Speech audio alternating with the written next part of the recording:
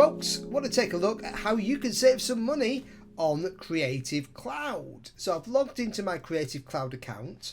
Okay, here it is. I've been a member for a long time. I'm going to cancel plan. Okay. All right, and I'm going to choose, it's too expensive.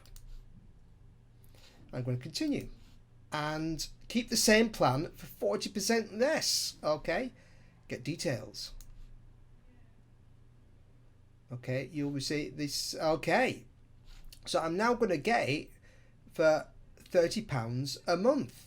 Okay, so it's just going to be a lot cheaper just by doing that. Confirm. And there you go. I've now just saved myself quite a heavy percentage of my Creative Cloud payments each month. So there you go. That's how you can save a little bit of money. Thanks for watching.